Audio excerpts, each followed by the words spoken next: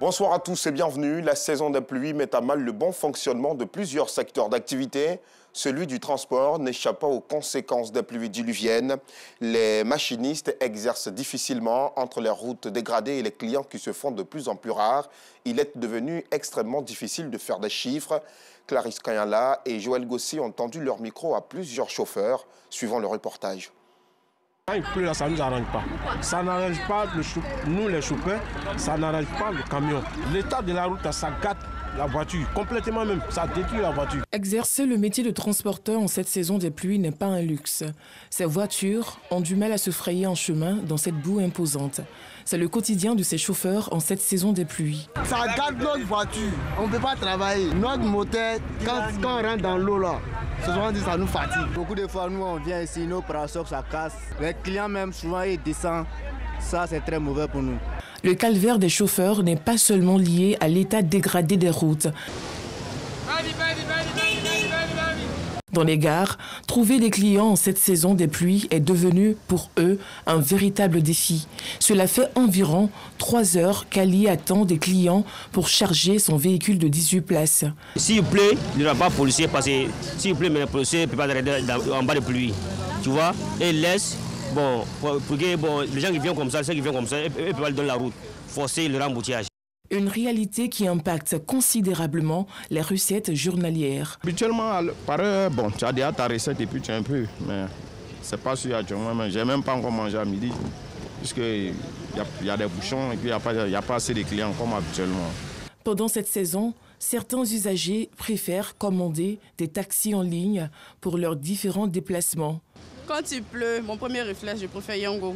Parce que Yango, bon, là où vous trouvez, Yango vient vous chercher directement. Par contre, quand ce sont les taxis communaux, là, vous allez être décomposé et puis bon, avec la pluie aussi, ça peut vous mouiller. Donc moi, je préfère Yango. Si la saison des pluies est défavorable aux chauffeurs de taxi et de minicars, communément appelés Gbaka, ceux exerçant en ligne sont beaucoup sollicités pendant cette période.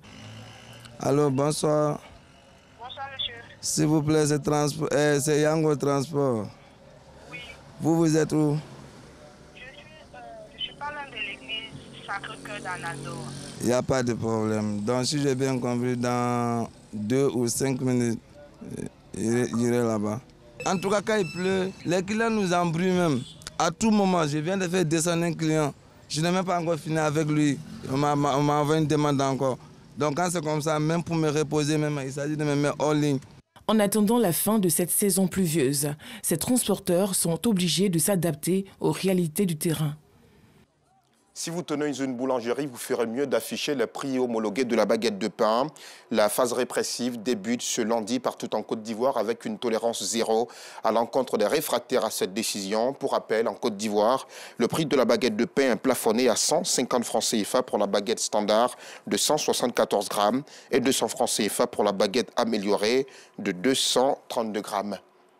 Tous les ans, la célébration des fêtes musulmanes rime avec le traditionnel Sambé Sambé, une occasion pour les enfants vêtus dans leurs plus beaux habits de parcourir les domiciles des membres de la famille élargie ou de simples connaissances pour formuler des vœux et se faire aussi de l'argent. Mais ces dernières années, le Sambé Sambé a pris une autre tournure. On voit des enfants en pleine rue accoster des inconnus et leur demander de l'argent. Yacouba Koulibaly s'est intéressé à cette nouvelle forme. Le Mali est une nouvelle fois victime d'une attaque terroriste. Pour les observateurs, celle-ci est d'autant plus inquiétante qu'elle s'est déroulée à une cinquantaine de kilomètres de la capitale Bamako. L'attaque a été menée dans la nuit du jeudi 14 au vendredi 15 juillet. Au moins 6 civils, policiers et gendarmes ont été tués. D'autres sont toujours portés disparus. Et dans votre rubrique Escale 225 ce soir, nous poserons nos valises dans la région de la Bagoué, au nord de la Côte d'Ivoire. Le district de Savane regorge d'un nombre considérable de potentialités touristiques, des collines jumelles de Boundiali en passant par la case sacrée de Kolia et la mosquée de type soudanais de Kouto. Les touristes sont largement servis. Nous aussi, nous le serons ce soir en attendant d'y faire un tour, car Georgette Ido Fofana et Kader Bachil y étaient pour nous. Fin de ce flash tour, fin de ce bref tour de l'actualité. Rendez-vous à 19h30.